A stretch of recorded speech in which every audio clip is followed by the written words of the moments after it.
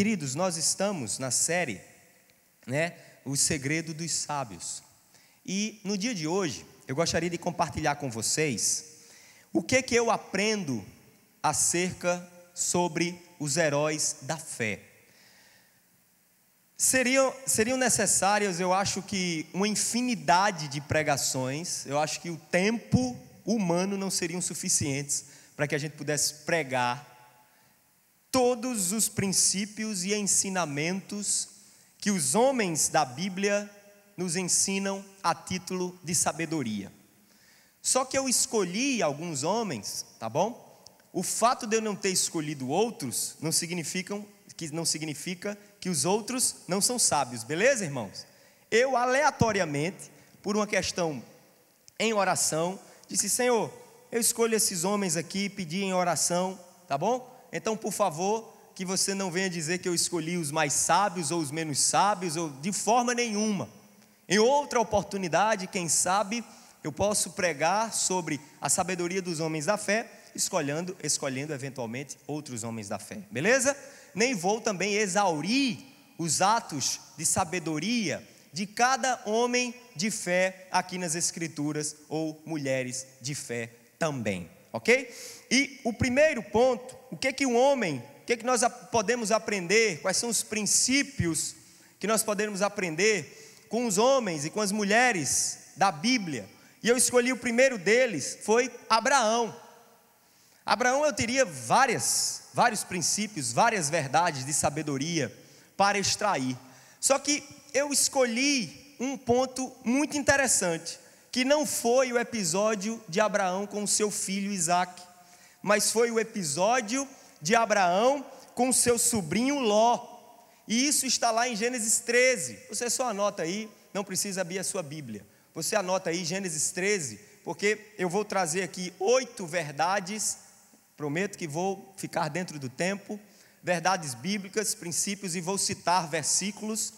Então você anota, e quando chegar em casa, você faça como os bereanos, vai lá e confere, ok? Gênesis 13 nos ensina uma questão interessante. Abraão tinha os seus servos, Ló, o seu sobrinho, também tinha os seus servos, seus animais. E o que estava acontecendo? Os servos de Abraão estavam brigando, entrando em contenda com os servos do seu filho, do seu sobrinho Ló. Então Abraão, para evitar uma discórdia, para evitar uma confusão, evitar uma desavença, Abraão chamou o seu sobrinho mais novo e disse: Ei, vem cá, meu filho. Os nossos empregados estão discutindo e brigando entre si.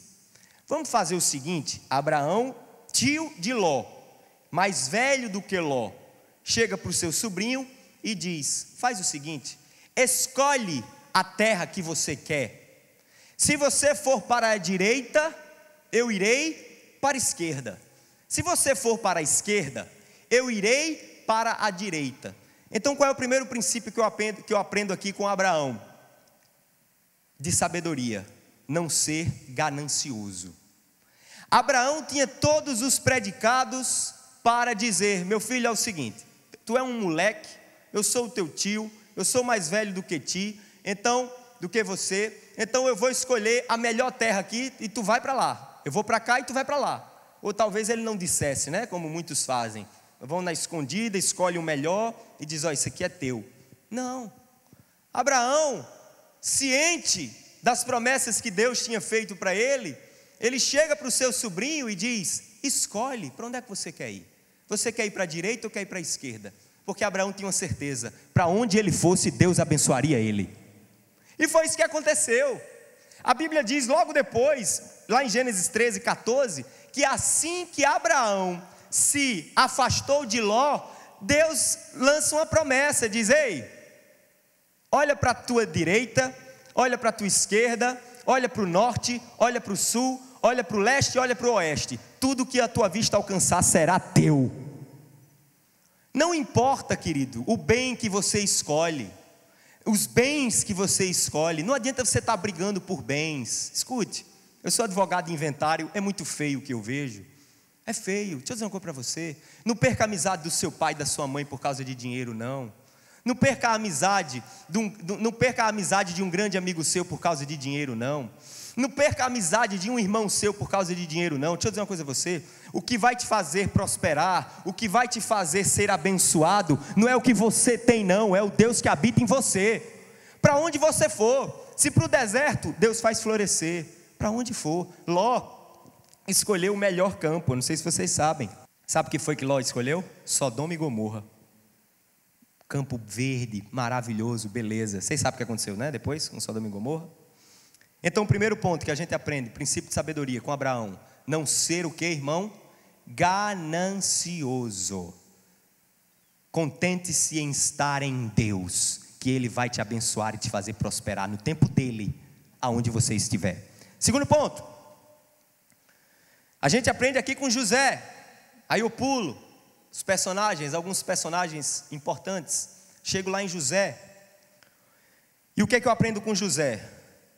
José, como nós sabemos, aos 17 anos de idade, ele foi vendido como escravo pelos seus irmãos, de maneira traiçoeira, de maneira ardilosa, e foi vendido como escravo. Aliás, um dos irmãos vendeu ele como escravo para evitar que ele morresse. Lembram? Estão comigo? Foi vendido para evitar a morte. Um dos irmãos pegou José, vendeu para evitar que ele morresse, que os irmãos matassem ele. E José passa por todo o sofrimento. Imagina naquela época, você ser escravo. Passa por todo o sofrimento, todo tipo de injustiça. E vocês sabem a história, não vou contar aqui. Mas a questão é que José chega no topo. José chega como governador do Egito, como segundo homem abaixo de Faraó. E diante de uma grande seca que ocorreu lá em Israel, os irmãos de José vão para onde, irmãos? Vão para onde, queridos? Vão para o Egito. Chegam no Egito, a gente sabe toda aquela trama. Talvez você assistiu aí na Record, né? José, né? Não teve esse negócio, essa minissérie, não teve? Ou não? Ou foi só Moisés? Teve José, não teve? Pronto, teve José. Vocês estão sabendo. E aí chega lá, no momento crítico, e os irmãos, pronto, agora José vai me matar. Agora José vai nos matar. Olha a oportunidade que ele tem, ele vai nos destruir. José, irmãos, tinha todos os motivos para ser, escute, um complexado, um frustrado, um homem deprimido, um homem desiludido, um homem cético, um homem amargurado. Ele tinha todas as características para tudo isso. Só que ele nos ensina, querido, lá em Gênesis 45, 5, que a mão de Deus durante todo aquele processo estava sobre José. José olha para os irmãos e diz: ei, escute, não foram vocês que me venderam como escravo para o Egito. Não foram vocês que cometeram nenhum tipo de injustiça. A mão do Senhor me guiou até aqui.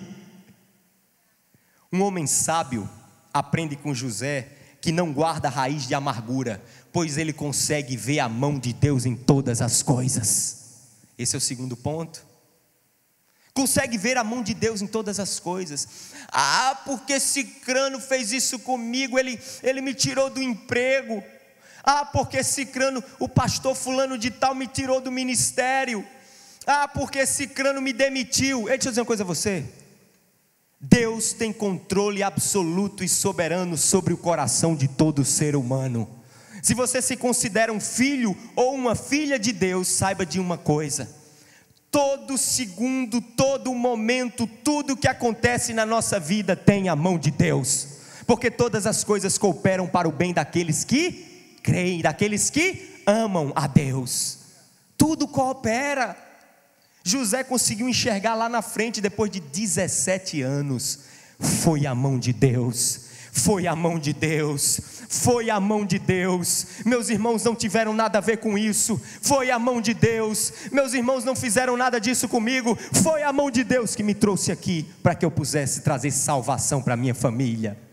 Spurgeon diz uma coisa interessante: há algumas virtudes suas que jamais serão descobertas se não fossem as provações pelas quais você passa. Virtudes nossas que Deus faz brotar e florescer mediante as circunstâncias adversas e os desertos da vida. Por isso não guarde raiz de amargura, não guarde rancor. Por isso que Jesus nos ensina: perdoe. Sabe por quê? Porque a minha mão, diz o Senhor, estará sempre sobre você. Eu cuidarei de você sempre, para onde você for, para a esquerda, para a direita, para o sul, para o norte, para o leste ou para o oeste, a minha mão sempre estará com você. Enxergue a minha mão em todas as coisas, diz o Senhor para nós nessa noite. Por isso perdoe, libere perdão e não guarde raiz de amargura. Terceiro ponto, aí eu pulo lá para Josué. O que eu aprendo com Josué? O que eu aprendo com esse grande general de Moisés, homem da confiança de Moisés, homem que sucedeu Moisés na liderança do povo? Há um momento, querido, lá em Números 14, você anota aí Números 14, em que Moisés chega na fronteira da terra prometida, e Deus ordena que Moisés destaque alguns homens, representando cada tribo, e vá verificar a terra a ser ocupada, a ser entregue, mediante promessa dada lá onde? Lá em Abraão. Os homens vão, olham aquela terra, e dos 12, 10 tocam fogo nos judeus, dizendo: este velhinho aí, o Moisés, nos tirou lá do Egito para nos matar aqui no deserto. Essa terra está cheia de gigante, essa terra está cheia de soldado, essa terra está cheia de homem que vai nos destruir. Nós perderemos, nós sucumbiremos, nós morreremos. E aparece Josué, homem sábio, completamente dominado pela credulidade. É o terceiro ponto que a gente aprende aqui. Um homem e uma mulher sábios, ele alimenta a credulidade em seu coração. Meu querido, o incrédulo sempre duvidará das promessas de Deus, sempre. A terra é boa, de fato, Moisés, mas está cheia de gigante, é impossível, a gente não vai conseguir entrar não.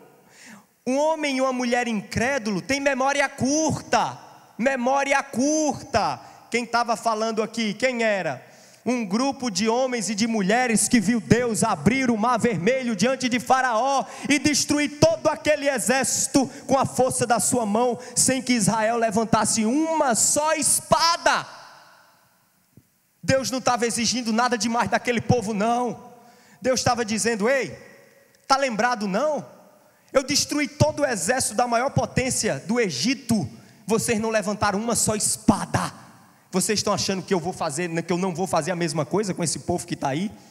Só que o incrédulo tem memória curta, o incrédulo é resmungão, o incrédulo é blasfemo, o incrédulo não consegue lembrar os grandes feitos que o Senhor faz na sua vida. E eu queria te estimular agora e te desafiar agora, você que está passando por um momento de incredulidade, que o Espírito Santo, em nome de Jesus, traga à sua memória os milagres, os grandes feitos, os atos poderosos do Senhor na sua vida. Traga à sua memória. Traz, Espírito Santo, a memória da tua igreja. Você esqueceu quem é o seu Deus, igreja? Você esqueceu do que Ele tem poder para fazer? Você esqueceu? Tem memória curta. O incrédulo tem memória curta. O incrédulo vive o aqui e o agora. O gigante está na minha frente. Os soldados estão na minha frente. Eu estou destruído, eu estou acabado. É o fim, é o desespero. Como é feio, e eu procuro muito. Eu digo: ah, Senhor, porque todos nós sempre passamos pela faculdade do sofrimento. Eu digo: oh, Senhor, me dá fé, me dá entendimento, para no dia da dor, no dia da angústia, eu não me desesperar. Por quê? Porque as promessas do Senhor, elas se cumprirão na nossa vida, amém, irmãos? Independente do deserto, independente da dor, independente do sofrimento, um crente precisa ter em mente isso, guardado na sua mente, de que a vontade do Senhor, aquele que começou a boa obra, Ele é fiel e justo para cumprir.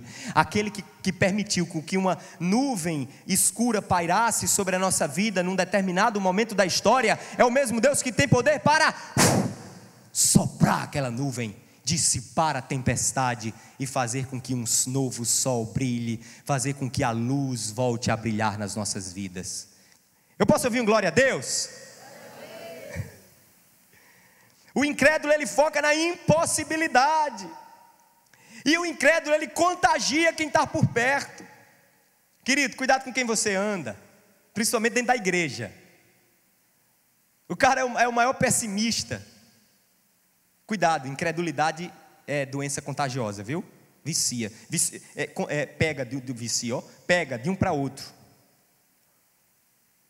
Os 10 homens aqui, quando começaram a falar, irmãos, contagiaram toda as tribos de Israel, ao ponto que Josué se levantou e disse: o Senhor que prometeu a terra, Ele vai nos dar. Eu não sei como, a mim compete apenas confiar de que Ele é poderoso para cumprir o que prometeu. Josué, nós aprendemos com ele que ele alimentava a credulidade em seu coração. Quarto homem que a gente aprende aqui, eu aprendo aqui com Davi. Aí você anota aí. Davi foi um homem que demonstrou profunda sabedoria ao honrar autoridade e liderança em qualquer circunstância. Eu aprendo com Davi, dentre milhares de coisas, essa aqui é a principal. Eu separei duas de Davi. A principal, primeiro, essa para mim, nesse momento. Davi foi um homem que honrou a autoridade e a liderança em qualquer circunstância. Entenda, esse em qualquer circunstância traz uma diferença muito grande de eu honrar apenas quem me honra. É muito diferente. Davi, como a gente aprende em 1 Samuel 19, Saul tentou matar aquele homem. Você já pensou? Alguém aqui já sofreu tentativa de homicídio já? Uma pessoa perseguindo para matar você. Eu vou matar você, meu filho. Olha, tipo assim, se eu lhe ver na rua, eu lhe mato. Agora não é, beleza, você passou por, alguém tentou lhe matar. Agora eu vou lhe dizer, agora foi o governador, ou o presidente da república, ou homens mais fortes do estado. Porque uma coisa, meu filho, é você, um cidadão, querer lhe matar. Outra coisa é o estado querer lhe matar. Como a gente viu lá, né, Osama Bin Laden sendo perseguido pelos Estados Unidos. Eles vão atrás para matar mesmo. Aquele povo, quando quer matar alguém, mata. E Saul perseguindo, Saul declarava: quem vê Davi me avise que vai receber recompensa e vai morrer. Davi, um homem de batalha. Davi, um homem que já tinha ganho, já tinha matado Golias. O povo cantava. Saul matou 1000, Davi matou 10.000. Davi pega uma espada na mão de Davi, botasse 100 homens aqui, Davi matava tudinho. Era um homem de guerra. E tinha os melhores com ele. E os homens de guerra olharam para Davi e disseram: Davi, tu não já foi ungido rei de Israel? Olha que coisa, olha Satanás. Porque Davi já tinha sido ungido rei. Davi tinha todas as qualidades para matar Saul naquele momento. Já tinha sido ungido rei pelo mesmo profeta que ungiu Saul. Estava sendo perseguido por ameaça de morte. E o povo estava com Davi. Mas a Bíblia nos ensina, querido, lá em 1 Samuel 24, que Davi poupa a vida de Saul, porque ele honrava a autoridade e a liderança que estava sobre ele. A Bíblia diz que Davi ficou inclusive com remorso por ter cortado a ponta da roupa de Saul. Davi era um homem que honrava a autoridade, honrava a liderança. Sabe por quê? Porque ele acreditava que na hora que Deus quisesse que ele fosse rei, ele seria. Porque Davi acreditava que se foi Deus que ungiu aquele homem rei, era Deus que iria destituir aquele homem da unção que Deus tinha dado. Nós precisamos respeitar a nossa liderança, irmãos. Nós precisamos respeitar o nosso patrão. Mas aquele bicho não presta, Davi. Então peça demissão e saia. Mas não desonre. Honre seu pai, Honre sua mãe. Honre, filho, você que está me ouvindo, honre seu pai. Respeite o seu pai e a sua mãe. Mas Davi, ele não presta. Respeite o seu pai, porque um princípio de sabedoria, de autoridade bíblica é que o homem e a mulher que é sábio diante do Senhor, ele honra a autoridade e a liderança em qualquer circunstância, inclusive na pior das circunstâncias, perseguição por morte, mas honra. Deixa Deus cuidar, deixa Deus tratar. Não começa de... Porque tem, hoje na modernidade, vamos trazer aqui para a modernidade, né? Sabe qual é a arma? Fofoca. O cara nota que está tendo aquele, né? Aquele negócio do ministério, e começa a fofoca. Porque fulano, tá vendo ali a liderança de Davi, ó. Não sei não, bicho, é complicado, vice. Rapaz, não sei não. O que tu acha, hein? Né? Aí encontra outro fofoqueiro, porque fofoqueiro só procura guarida em fofoqueiro. Beleza? Por isso que aqui na Cidade Viva a liderança é bem madura quanto a isso. Quando pega dois fofoqueiros, porque ninguém fofoca sozinho. Não é verdade? Hein? Então, se o cara for doido, né? Ou para o espelho, está lá na fofoca, o fofoqueiro e o espelho, o fofoqueiro e o espelho. Aí o espelho vai e conta para quem vai lá para o banheiro, ó. Alguém já viu o espelho falar com você? O espelho fala com você, meu filho? Hein? Ou seja, se uma conversa se espalha, é porque um fofoqueiro achou o quê? Achou guarida. Com quem? Com outro fofoqueiro. Então, meu filho, aqui a gente já é vacinado com esse negócio. Ah, eu não queria ter ouvido não, pastor.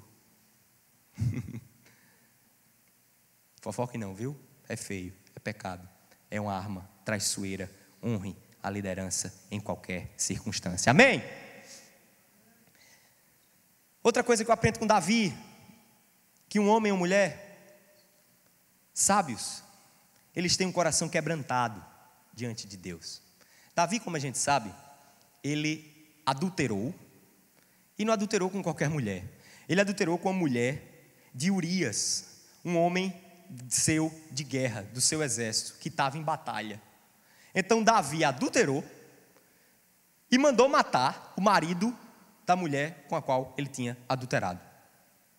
Pecado qualificado aí. Crime qualificado. E aí o profeta chegou, repreendeu Davi, e Davi se quebrantou. E a Bíblia diz que o Senhor perdoou Davi. Porque, meus irmãos, escutem bem. Aqui não é lugar de santinhos, no sentido de perfeição. Santidade significa separação, no sentido de processo e progresso. Compreende? Porque no dia que você estiver completinha, ou no dia que você estiver completinho, Jesus te leva para a glória. Porque o que tu está fazendo aqui, ô abençoado anjo do Senhor? Então aqui é lugar de pecador. Davi é considerado um homem segundo o coração de Deus, porque era um homem de elevado quebrantamento. Aí talvez alguém, né, um novo convertido, porque isso é mentalidade de novo convertido. Rapaz, é assim, com Jesus? Então eu vou dar uma pulada de cerca ali e eu vou me arrepender com Jesus. Não é assim não, viu, meu filho? Faça isso não. Eu vou só te avisar aqui o que aconteceu aqui. Quando Davi adulterou, ele se quebrantou. E Natã, o profeta, chegou para ele e disse: Jesus, Deus perdoou o teu pecado, mas em virtude de você ter desonrado o nome do Senhor, o filho morrerá, e a espada nunca mais desapartará da tua casa. Davi de fato nunca mais teve paz na vida dele. Vai olhar a vida de Davi depois do adultério dele. O Senhor perdoou ele. Tem gente que confunde. Gálatas 6 é verdade universal. Aquilo que você semeia, você planta. Aquilo que você semeia, você colhe. O ladrão da cruz, vamos fazer entender. O ladrão da cruz tinha dois. Tinha uma à esquerda, tinha outra à direita. Teve um deles que se arrependeu do seu pecado. Foi salvo ou não foi salvo? Foi? Saiu da cruz ou não saiu? Saiu da cruz, irmão? Foram lá e tiraram, Jesus tirou ele, foi? cumpriu a pena por causa do seu erro. Eu não estou dizendo aqui que se você fizer isso ou aquilo, vai acontecer isso ou aquilo. Nem estou dizendo aqui de que um momento, um sofrimento pelo qual você está passando, um momento difícil pelo qual você está passando, é decorrência do pecado. Eu só estou dizendo aqui, porque a vida é muito complexa, o reino de Deus é complexo, eu só estou dizendo aqui que tudo na vida tem consequência. Se você lança semente de morte, você vai colher morte. Se você lança semente de vida, você vai colher vida. E às vezes Deus quer colher vida através do sofrimento. É um paradoxo, é uma coisa meio confusa de entender. A gente prega muito isso sobre a Cidade Viva, aqui na Cidade Viva. Para você não estar achando que eu estou em sofrimento, eu estou em pecado. Eu estou dizendo isso, irmãos, hein? Eu tenho uma enfermidade na minha vida, é pecado. Eu estou dizendo isso, irmãos? Eu não estou dizendo isso não. Eu estou dizendo que a causa do sofrimento, a causa da dor, a causa da dificuldade é complexa. Pode ser um pecado, como pode não ser, como foi Jó. Um homem justo, um homem digno diante do Senhor, que perdeu mulher, que perdeu filho, que perdeu tudo. Não tinha pecado. Vocês estão me entendendo como a vida é? O que eu estou querendo dizer para vocês é o seguinte, como Paulo diz: não abuse da graça. Paulo fala isso lá em Gálatas, dá uma lidinha em Gálatas que você vai entender. Não abuse, porque eu sou agora livre do pecado, eu vou fazer o que eu quero. Abre o teu olho com isso. Davi reconheceu o seu pecado, ele era rei. Como às vezes a gente escuta, conversa com alguns irmãos que acham que não pecaram, que destruíram a vida do outro e na cara dura não reconhecem o seu pecado. Se você causou destruição na vida de alguém, você pecou. Arrependa-se e peça perdão em nome de Jesus, que Jesus vai te perdoar e vai restaurar a tua história. Não guarda esse orgulho, não guarda essa raiz de amargura, não guarda esse rancor no coração não, que só vai te trazer problemas, só vai te trazer prejuízo emocional, só vai te trazer prejuízo no reino espiritual. Amém, irmãos? Sexto ponto, o que é que eu aprendo? Agora aqui eu pulo lá para Paulo. Algumas irmãs talvez possam olhar para mim, né? Mas Davi não colocou nenhuma mulher. De fato eu verifiquei agora, irmãos. Mas se for para pregar de mulher aqui, tem com força na Bíblia. Mulheres maravilhosas. Como eu disse, eu não botei Moisés, o maior profeta. Eu não botei João Batista. Beleza? Ninguém vai aqui me criticar, nem me julgar, porque eu escolhi A, B, C ou D. Amém, irmãos? Em outra oportunidade eu posso escolher outros. Eu não botei Moisés, por exemplo. Eu não botei João Batista. Mas eu pulo logo aqui para Paulo.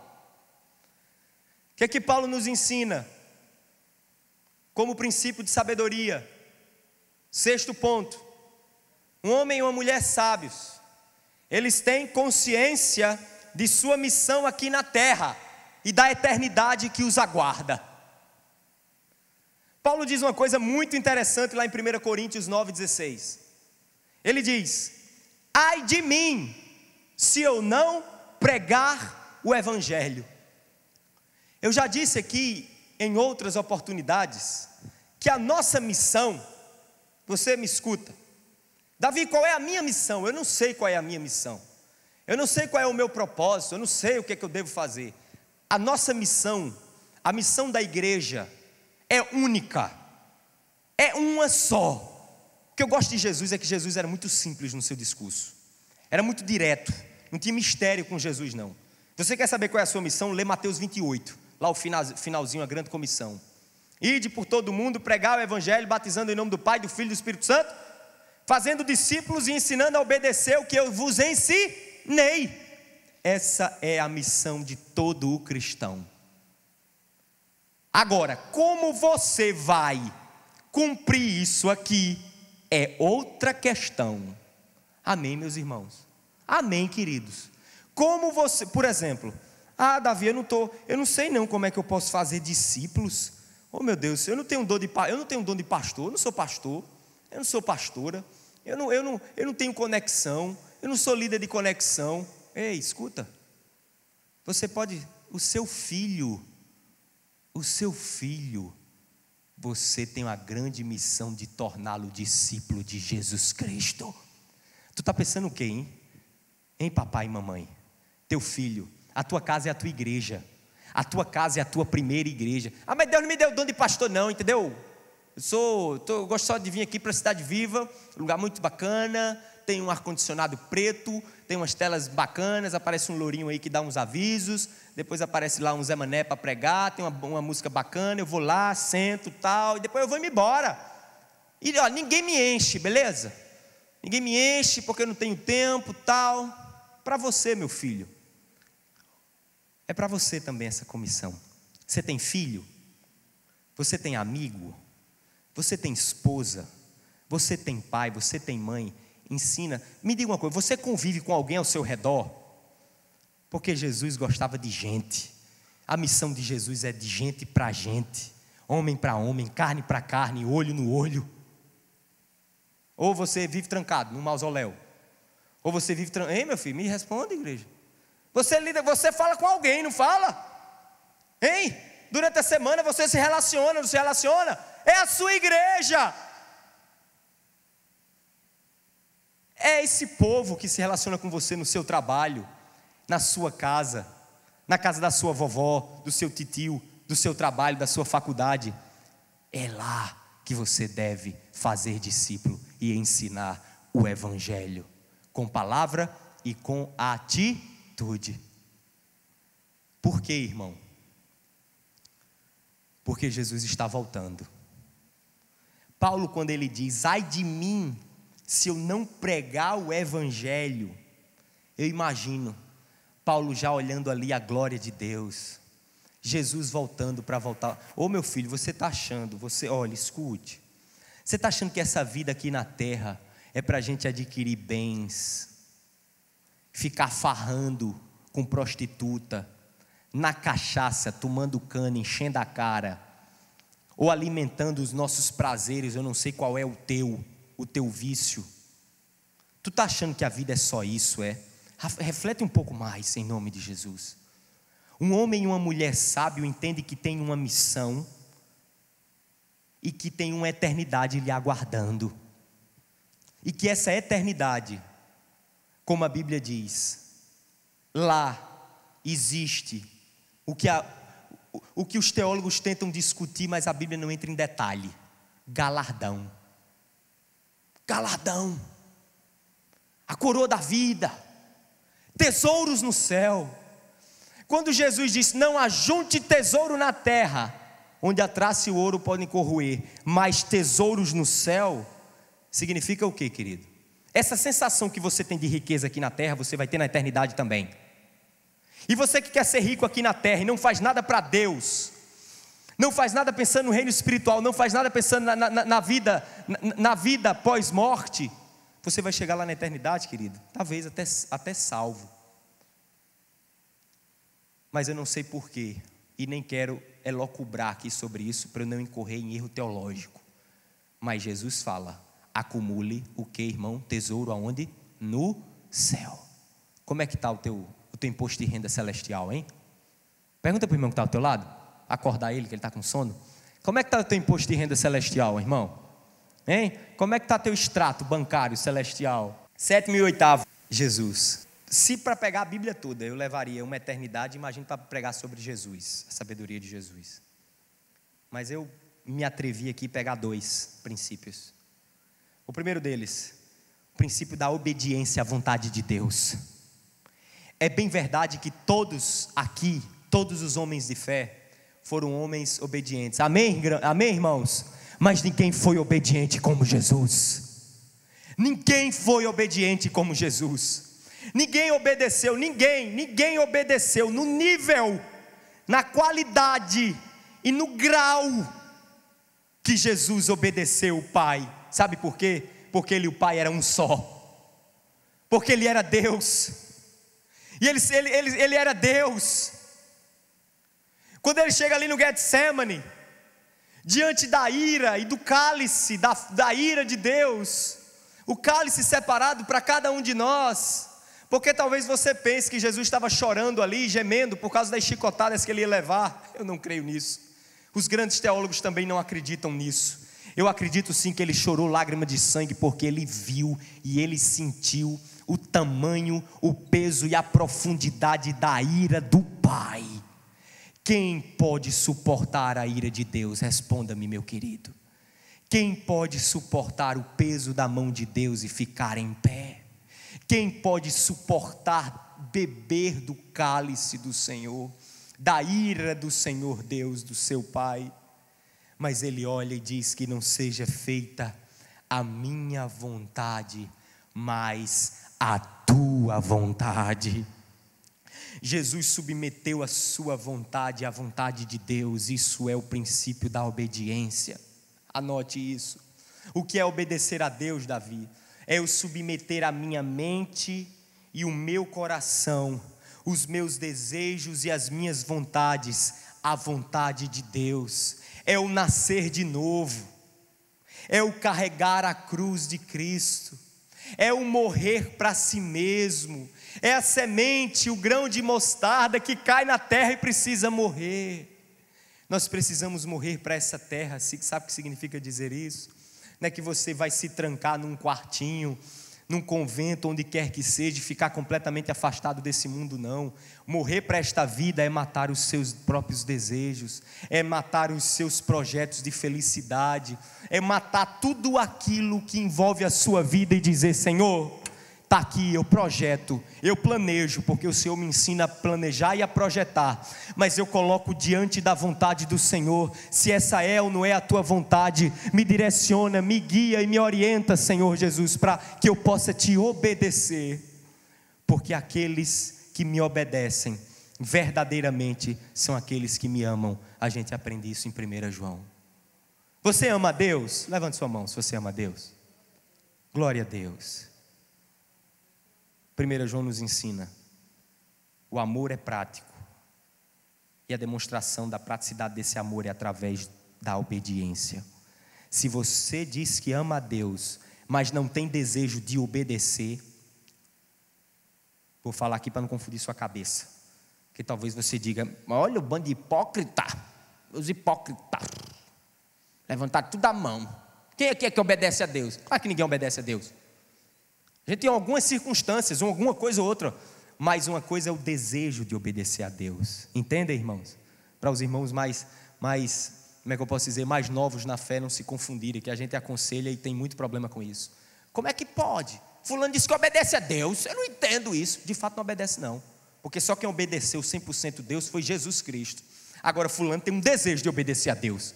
Você nota que no coração dele tem um desejo de obedecer a Deus. Amém, igreja? Eu posso ouvir um amém bem alto? Amém. Por último, o que eu aprendo com Jesus a título de princípio de sabedoria? O que eu aprendo com o homem Jesus? A humildade. A humildade. Um homem e uma mulher sábios são humildes. Rapaz, eu vi uma frase sobre humildade tremenda, que diz: sabe o que é humildade? Humildade é uma pessoa grande, que considera as outras pessoas maiores ainda. Tremendo isso. É uma pessoa grande que considera os outros maiores ainda. Você quer ver uma pessoa que não é humilde? É aquela pessoa que ele olha por cima. Aquela pessoa que, sabe, que tem uma grande dificuldade de se colocar à disposição do outro, de reconhecer o seu erro.